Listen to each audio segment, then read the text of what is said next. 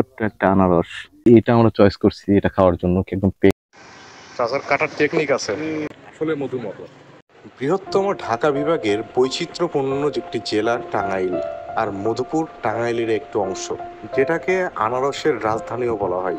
রাজধানী বলা হয় কারণ এখানে অনেক বেশি আনারস উৎপাদন হয় এবং এখান থেকে সারা বাংলাদেশে আনারস রপ্তানি করা হয়। যারা বাংলাদেশ থেকে আমার এই ভিডিওটি দেখছেন তাদের অবশ্যই জানা থাকবে যে মধুপুরের নামে যেমন মধু আছে, ঠিক তেমনি মধুপুরের আনারসের মধ্যেও কিন্তু মধু আছে। আর আজকে আমাদের গন্তব্য স্থান সেরকমই একটি আনারসের বাগান। যাত্রাপথে আঁকাবাঁকা রাস্তা এবং রাস্তার দুই পাশে ছোট ছোট পাহাড়, বন জঙ্গল, যেগুলো সত্যি মনোমুগ্ধকর। তো অবশেষে আমরা আমাদের গন্তব্যস্থলে চলে আসতে পারছি। আপনারা এই যে ডানে বামে ক্যামেরা ঘুরান, ডানে বামে আমরা যেগুলো দেখতে পাচ্ছেন এগুলো সবই হচ্ছে আনারসের বাগান।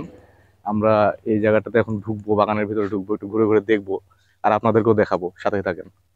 আমরা এখন একটু হাঁটতে হাঁটতে ভিতরের দিকে যাচ্ছি, আর ভিতরের দিকে কিন্তু অনেক গ্রাম এলাকা, অনেক বাসা বাড়ি আছে, আর এটা কিন্তু খুব পাহাড়ি এলাকা আর কি। এই যে আপনারা আশেপাশে দেখতে পাচ্ছেন অনেক বন জঙ্গল।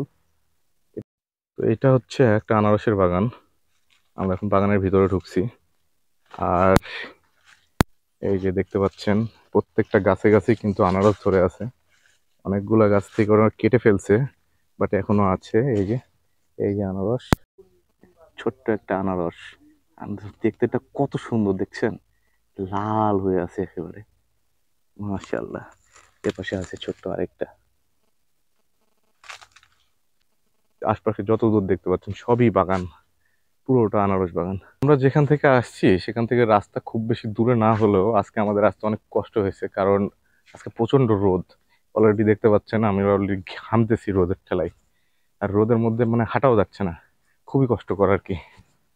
এই বাগানটা দেখতে পাচ্ছেন এটা কিন্তু একটা সরকারি প্রজেক্ট, আর এখানে আমি এটা দেখাচ্ছি তার কারণ হচ্ছে এখানে কিছু প্রজাতির নাম লেখা আছে, যে নামগুলা হয়তোবা আমরা কেউই জানি না।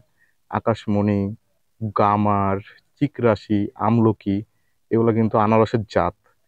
এই বিষয়টা সম্পর্কে আমি নিজেও কিন্তু জানতাম না যে আনারসেরও এতগুলো জাত আছে আর কি। একটা আনারস বাগানের মধ্যে এই আশপাশে যত দূর এরিয়া দেখা যাচ্ছে পুরোটাই আনারস বাগান। আর এখানে সবচেয়ে ভালো একটা দিক যে আনারস বাগানের সাথে কিন্তু এরা পিঁপের চাষও করছে। গাছটা দেখেন, এটা কি জাতের পেঁপে আমার জানা নেই সঠিক, তবে গাছগুলা সাইজে খুব ছোট, আর গাছের ফলনগুলা দেখেন মাশাআল্লাহ, প্রতিটা গাছে অসংখ্য পেঁপে ধরে আছে। এই যে দেখতেছেন কত ছোট্ট একটা পেঁপের গাছ, কিন্তু গাছে ফলন দেখেন কতগুলো, মাশাআল্লাহ। ভাইরা এখান থেকে বাগান থেকে কতগুলো পেঁপে কালেক্ট করে রাখছে, পেঁপেগুলোর সাইজ গুলো দেখেন। আর ভাইরা আমাদেরকে এখান থেকে একটা খাতে বলছে, যে কোনো একটা বলছে, যেটা আমাদের পছন্দ হয় আমরা সেটাই খেতে পারবো। তো এটা আমরা চয়েস করছি এটা খাওয়ার জন্য, একদম পেকে লাল হয়ে গেছে। এখানে আমাদের আলমগীর ভাই পেঁপে কাটতেছে।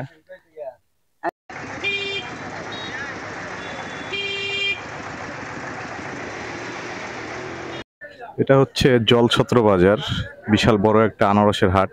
এই যে আপনারা দেখতে পাচ্ছেন এখানে বাগানিরা তাদের বাগান থেকে আনারস কেটে নিয়ে আসছে বিক্রি করার উদ্দেশ্যে। প্রতিটা ভ্যানে ভ্যানে আনারস লোড হয়ে আছে, আর এখানে একটা বড় ট্রাকে আনারস লোড হচ্ছে, এটা হয়তো বা অন্য কোনো জেলার উদ্দেশ্যে রওনা দিবে।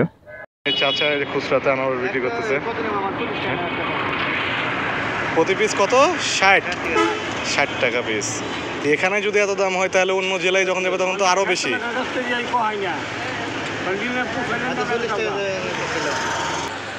মিষ্টি হয় জানো? মিষ্টি জানো হয়। এই সরষেবাড়ি থেকে আসছি তোমার খাইতে।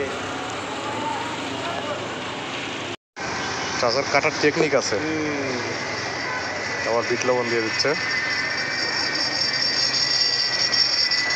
কেমন মজা, কেমন মজা সেই। মধুপুরের আনারস কিন্তু আসলে মধুর মতো,